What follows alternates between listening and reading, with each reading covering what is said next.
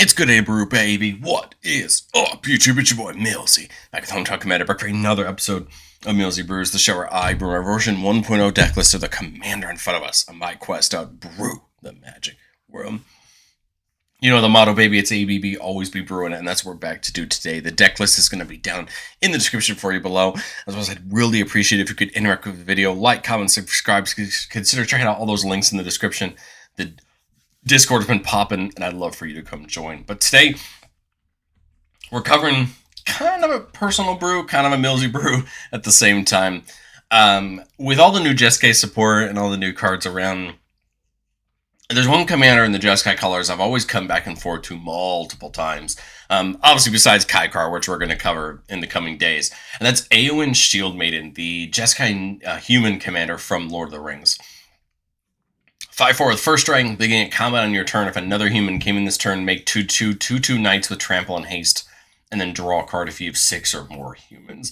I love the idea of the tokens being made. Humans have so many great abilities in these colors to give you great abilities all around. We're in the great colors for attacking enchantments. We're in great colors for protection. We're in great colors for counterplay. I just feel like Eowyn is a really fun idea for humans. I think in my head, I always wanted to be more pushed towards Naya or like 4-color Aragorn. But I think with this Millsy Brews episode, my goal is to take this for myself, make some changes, and test it again to try to see if it's something I can want to happen. So the goal is to play tokens, play humans, care about our tokens that we're making, and get into combat and have some fun. I want to say a quick thank you to all the channel members. Thank you so much for supporting the channel. Interested in seeing all of our videos for a little bit early for just $1 a month, consider checking it out down below. Humans is one of the widest creature types in Magic, so we've got a lot of options. And my goal here on picking our humans out was making sure that we care about attacking and that we take advantage of it. I think the key thing to remember about Eowyn's ability, I think it's easy to lump Eowyn into some of these other creatures that just make these tokens on attack. That is not true. She makes the tokens at the start of combat, meaning that they actually get to attack and declare attacks and all that and getting those triggers. So it's a good thing to remember in the back of your mind that these tokens are attacking and they can benefit from these abilities. So obviously not going to matter for something like Adeline. Just make it humans whenever you attack, and you grow Adeline for each creature you control. The humans, of course, attacking isn't going to trigger Eowyn, because remember, Eowyn's at the start of combat. But Adeline's just going to give you more tokens that can benefit our other abilities. But a card that does benefit those tokens coming in and that attacking is Adriana, Captain of the Guard. So she has melee, and she gives all of our other creatures melee. So it says whenever this creature attacks, it gets +1/+1 until end of turn for each opponent you attack this combat. So if you attack all 3 of your opponents, you're basically giving your entire board +3/+3, which is not a laughable amount of damage. I mean, that's a lot over the course of a few creatures. And when we can add other abilities like lifelink or trample or other things into these, it's going to get really good. And we do have actually some ways to get trampled now on these creatures. Obviously, Eowyn gives them trample. She gives your 2/2s you make trample, but I'm talking about trample across your entire board. Aragorn, King of Gondor, Vigilant and Lifelink. Whenever it enters the battlefield, we become the monarch, and whenever it attacks, up to 1 target creature can't block this turn. Before the monarch, creatures just can't block this turn at all. This is a huge ability. If we can keep the monarch, you're talking about potentially just ending the game in a combat or 2 and becoming a real threat to a board. I think my favorite adds that we can consider for this deck is the stuff from Assassin's Creed. Things like Bayek of Siwa, as long as it's your turn. Other historic creatures you control have double strikes. Remember, historic is artifacts, legendaries, or artifacts or legendaries. So all of our legendary humans are just going to get double strike, which is huge because once we start adding lifelink and other things, this is a lot of things we can get back to us. Baragon, whenever it or another human comes in, all of our creatures get +1/+1 in vigilance. This leads to +2/+2 a turn, right, with Eowyn, which is really nice. Blade Historian is just going to give all of our attacking creatures double strike. Really useful because then those 2/2s with trample that we're making, right, are going to get double strike. Boromir is going to stop our opponents from playing free spells, which is a really nice ability. And then at any time we can just sacrifice to give all of our creatures indestructible, a great ability to help protect our board. One of the main reasons we're out of our budget range for a normal Millsy Brews episode is Greymond, Avacyn's Stalwart, a card that I've always liked for humans in these colors. Of course, originally printed as Rick from the Walking Dead Secret Lair, but we got Greymond a year or so ago. As Greymond comes in, You're going to choose 2 between First Strike, Vigilance, and Lifelink. All your humans have those abilities, and as long as you have 4 or more humans, humans get +2/+2. I go back and forth on which of these 2 abilities I like the best. I think Vigilance and Lifelink make the most sense to me, especially since we have some other ways to give out First Strike and Double Strike. But I mean, First Strike could be really important depending on what kind of board you're on. But Greymount is just a great creature in its own right, and it plus Eowyn plus the tokens she makes is enough to, turn Greymount online and just become a huge threat to your opponents. Lifelink's one of those things that you'd be very surprised how quickly it can affect your game and take over. Golden Knight Commander, whenever another creature comes in, creatures get +1/+1 in a turn. Well, we're at minimum getting 2 humans a turn off of Eowyn, hopefully. So hopefully we can get at least +2/+2. I think the thing with Eowyn is we always want to be bringing in probably another creature in our main phase to allow us to get more, right? And so Golden Knight Commander is probably looking at more like +3/+3 a turn, which is a lot of power to add to our creatures. Guide of Souls was a card that I had thought about mainly for its bottom ability. So whenever another creature comes in, you gain a life and get an energy. So hopefully with Eowyn, we're getting at least 2 life and 2 energy every turn. And then whenever we attack, we can pay 3 energy. If we do, we put 2 counters on a creature and a flying counter on it. It becomes an angel. Again, great for something like Eowyn to get in the air and become a real threat. Some of our other humans can get in the air and become real threats. And it just mainly allows them to get in the air and really hurt our opponents. Because the Eowyn makes knights and is a knight herself, we could start to care a little bit about Knight Tribal with things like Herald of Hoofbeats. This came out in that Esper Knights precon, but it says other knights you control have horsemanship. Horsemanship means that creature can only be blocked by creatures with horsemanship. This effectively is just going to make all of our knights unblockable, which is a nice ability to have, especially when we have other knights as well that can start dealing real damage to our opponents. This plus all these other buffs that we have can start making our knights a real problem, right, for our opponents. Lost our Knight Captain. Whenever another human comes in, we get to tap down a creature an opponent controls, and at the beginning of our upkeep, we make a human. This is great for Eowyn, because then humans coming in every turn, triggering her ability. But just tapping down creatures is huge, especially when we're a deck that wants to get into combat and start ruling the board in combat. Mirael shutting off our abilities of our opponents to do a lot of things on our turn is really useful. The fact that she makes soldiers when she attacks doesn't really matter as much to us because the soldiers aren't humans, but they are nice to have around. The really thing we care about Mirael is that she shuts off the ability to cast spells and activate abilities of certain types of permanents from our opponents on our turn, just allowing us to get in for a nice attack and make sure we're hitting our opponents good. Riders of the Mark may look a little expensive, but it's a card I really like the idea of in most games. It's a 7-mana 7/4 with Trample and Haste. It costs 1 less for each human we control, so most of the time, the first time we put Riders of the Mark down, we're looking at probably 3 or 4 mana. But at the beginning of the end step, if it attacked this turn, we return it to our hand and make 1/1s equal to its toughness. So at base, probably what we're paying 4 for it. It attacks, we pick it back up and make 4 human soldiers, and now it's going to come in for 1 red mana in the future. But if you buff this things up, you can make a ton of humans off of this and just redo this every turn as it comes in, especially if you have anything that buffs up all of our humans. And it's a knight as well for the purposes of all our other knight abilities. Suppressor Skyguard is a card that when the Clue edition of Ravnica came out for Murders of Karla Manor, I looked at this card and went, this card is going to be really good in a lot of decks. So it's a 4-mana 2/4.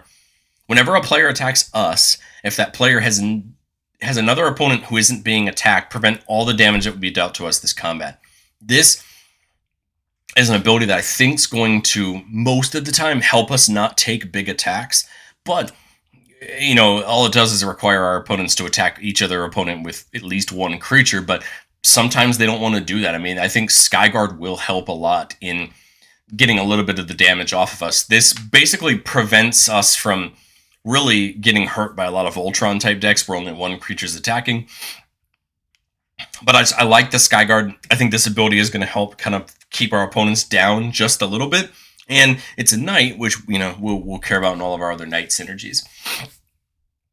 Theoden, whenever it or another human comes in, target creature gets double strike, and us to start passing double strike around our board.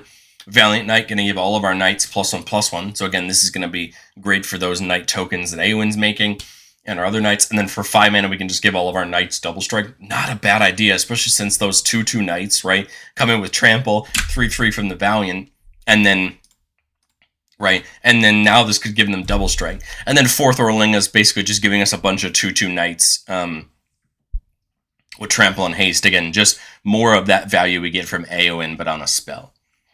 But the great part is we're going to be making tokens, so we can care about tokens. Of course, another excuse to use the new Elspeth. She's great at what she does, doubling the number of tokens you make. But her 0 can give all of our creatures flying until end of turn, which is huge, especially with all the rest of the humans we have out, just maybe taking a really big attack. She may make a couple soldiers if we need it, but I think most time we really want those counters and flying. Nayali's going to give all of our attacking tokens double strike, so all those 2/2s of trample are going to have double strike. And then whenever one or more tokens we control attack a player, we can exile the top card of our library. And during any turn we attack with a token, we can play that card, which is going to be most turns, just allowing us to extend our hand just that little bit. Starry-Eyed Strike Rider might look a little odd. It's 3 mana, 1/3 uncommon. Whenever this creature attacks, another target creature we control gets flying till end of turn. Not normally a really great ability. Like, that may feel really odd, but the bottom ability is what we really care about. Attacking tokens we control have flying. This is going to help us a ton in getting those 2/2 knights in for more damage, especially with things like double strike and all these other abilities we're going to try to put on them. That's huge, and we will happily take it. Same thing with Toby, giving all of our creature tokens flying as long as we have 4 or more creatures. Again, the more tokens we have in the air, the more damage it's going to get through, and the more that we could really affect the board state. Horde of Gondor makes a 1/1 human when it comes in, and we could pay 3 to make human tokens equal to the number of humans we control, just quickly doubling the number of humans we control. Not a bad way to get a couple of humans if you need it for Eowyn's ability, but like, that's a lot of tokens, and especially when we start getting into ways of giving our tokens haste, those tokens then can get in right away and become real threats. And then a card that we saw a lot during Mardu Week, and we're going to see it in a couple decks this week, in Renewed Solidarity. So it comes and we're going to choose a type. We're going to choose humans, of course. All of our humans get +1/+0.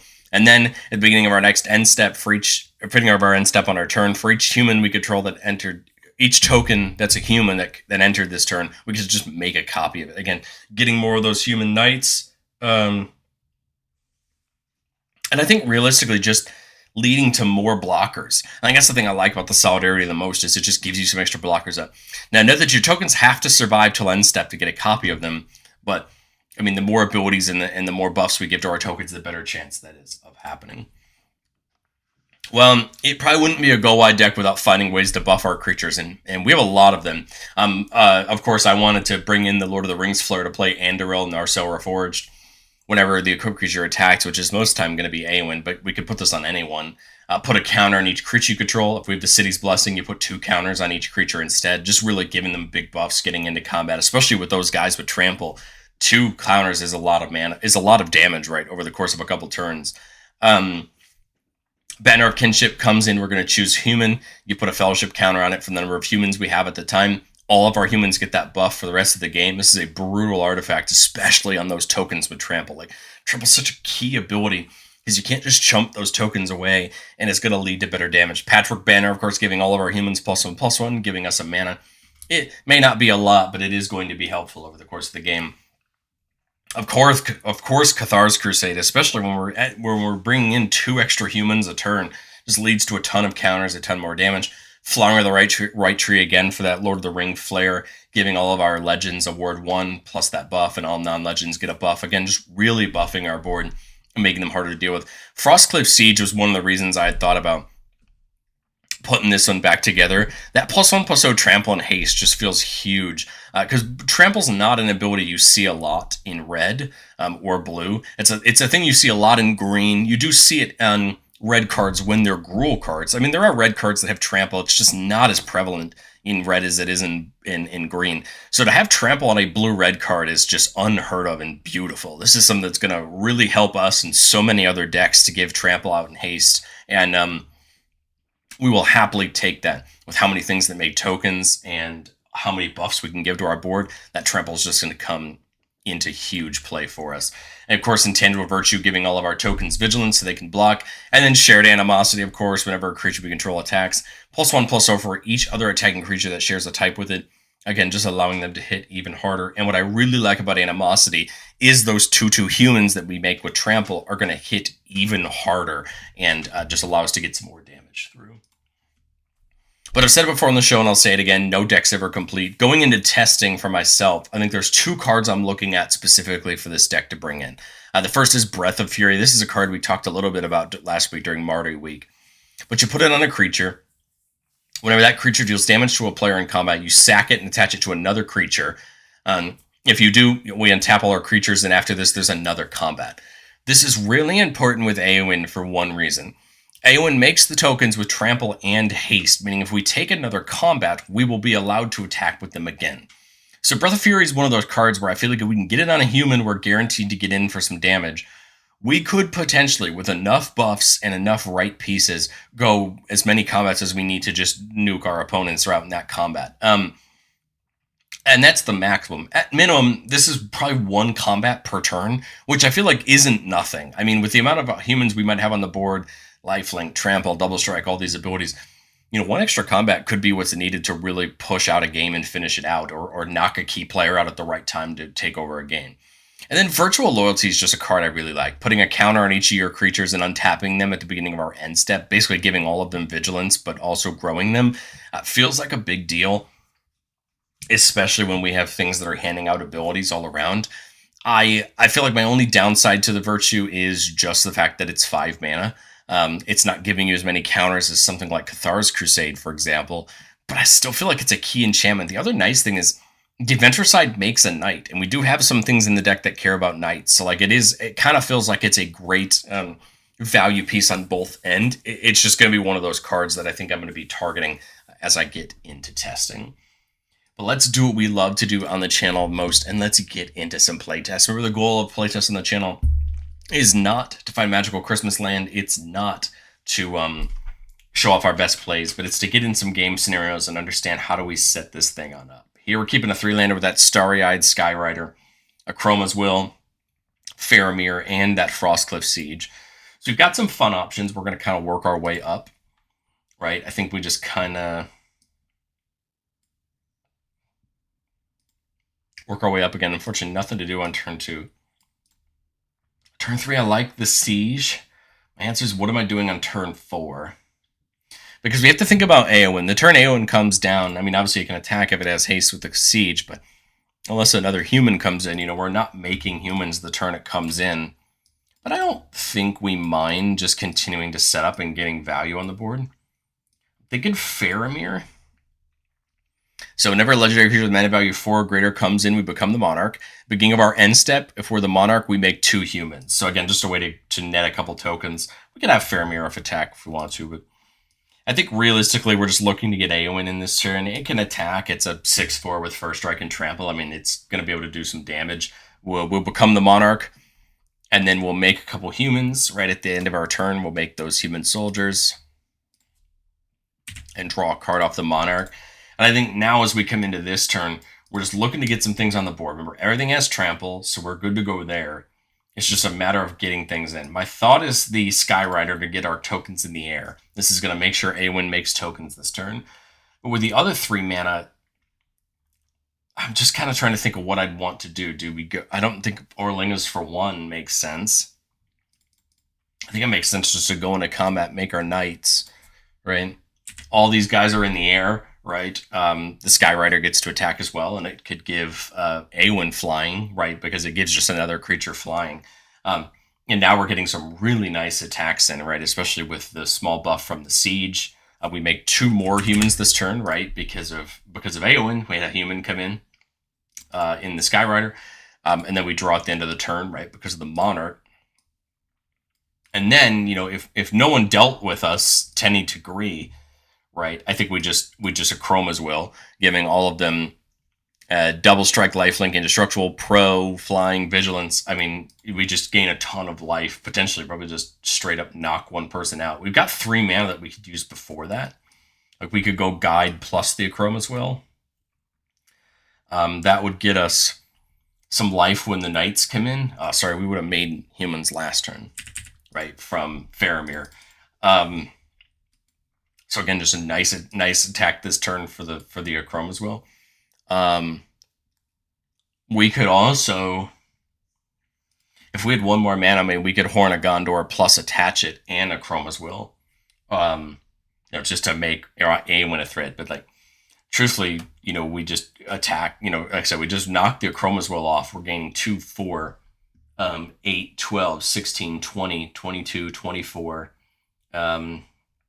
34, 38, 42, 48 life. Because they all have trample, and they all have double strike, and they all have protection very colors. So they're hitting guaranteed. You either knock one person out, hit this at 2 different people, gain a ton of life, and now, I mean, we're just in killer shape, whether they wipe the board or not, just being that much life up. Obviously we would have loved to have seen some more buffs to the board, but sometimes you just don't get to see it. Here we're keeping a little bit of a safer hand, 4-lander with a Soul Ring Talisman and a Supreme Verdict for a board wipe. But I think as long as we, get into anything decent, we're in a good shape. I think that Andoril is something we love to see. So here in turn 2, we can actually get Eowyn down if we want to. We could trigger her next turn with the Gondor, is my thought. Eowyn, not going to be able to do anything this turn. I thought this turn we play the Gondor, right? That actually makes the human soldier. So now we're going to have Eowyn go off this turn. I can't Andoril and attach. But I could play Knight Exemplar, right, to give the whole board all my knights indestructible, right, go to combat. I just realized I totally forgot to draw cards last game. I always forget that in Eowyn's ability, the last thing to draw cards if you have 6 or more humans. But again, make the knights their 3/3s with indestructible because of Exemplar, take our attacks. And we come to the next turn. Now I think it's Andoril and attach, right? That's 5 mana. We don't have enough mana to flip the Gondor. Well, I guess it could matter. Let's think about this. We have 7 mana. It's 5 to attach Andoril. And I need a human to come in for the purposes of Eowyn to get more tokens. Which makes more sense? Not getting the tokens, but getting a huge buff this turn. Or making the tokens, not getting to attach Andoril, but just getting more value. With Andoril, I'm adding 10 power to the board because it's 2 counters apiece. 4 of those counters are guaranteed with trample. We're effectively fair from 1 board wipe because the Exemplar gives all of our other knights indestructible. So, I mean, we're at least a little bit safe from 1 board wipe at this point. My gut almost tells me Andoril and go attacking. But I guess I could see the argument to make 5 1/1s and do it next turn, right? Because then you're kind of doubling it up for next turn, right? You're getting 5 this turn and then 2 more knights next turn.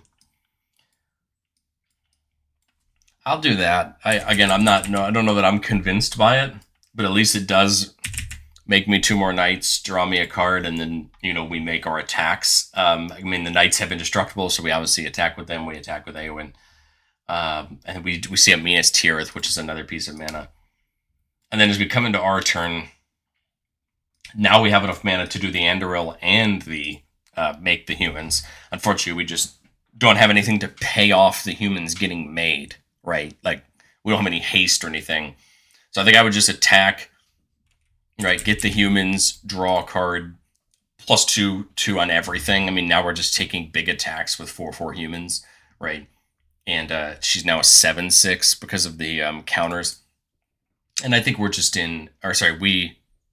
now we're just in great shape. And the drawing three planes in a row is not ideal, but it happens. And I still just think we're in great shape. Again, had we seen any buff for any other human, it probably would have been really nice. Something like Double Strike or Life.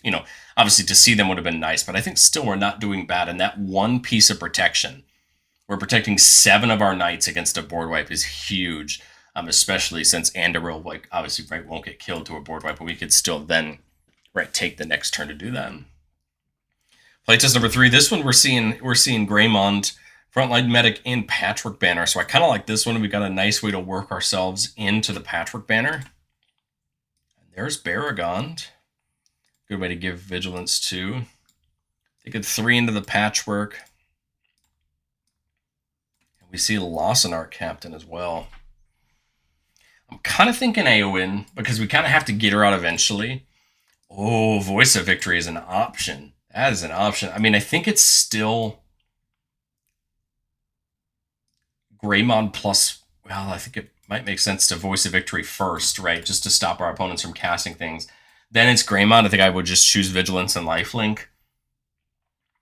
Now Eowyn's going to make us those humans, right? Because we had a human come in this turn. I mean, no haste on the victory, but that's okay. Now they're all +2/+2, so these are 4/4s. You have a 7/6, and they have vigilance and lifelink. So I mean, we're gaining a ton of life. We're putting ourselves in a great position. I apologize. They're even bigger than that because of the patchwork. So these are 5/5s. She's a 6/5, would go up to a 8/7. So I mean, we're gaining 18 life this turn. Just a great first hit.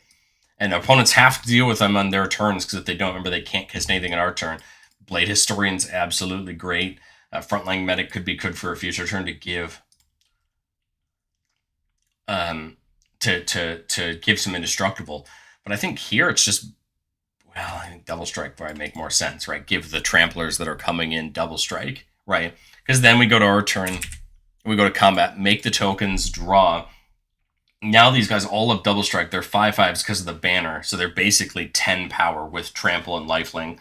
Eowyn is a 8/5 or 8/7 still with, Vigilance, Lifelink and Double Strike. So I mean, if we have a nice attack, great, right? We could potentially gain some life. Probably at minimum, right? We're just going to gain 8 life, right? Because I mean, probably most of the time that Double Strike isn't really going to matter. Voice of Victory could probably attack safely here.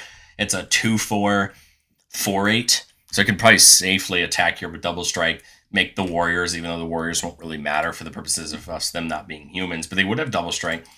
And again, I just think we're in great shape. The only thing here is a board wipe, and like, truthfully, if they have it, they have it. We can't be mad. We get to rebuild with something like, front with these 3 that we haven't even got these down yet. We have a nice place to rebuild, start them over and keep going. But again, we've gained how much life at this point? If somebody truly wipes at this point, we're 40 life up, and we have the time, right, to rebuild. I think that's what I like about things like Greymond and some of these things that give out lifelink so much, is that sometimes the lifelink can just be a great pad to keep you alive until you can rebuild back out.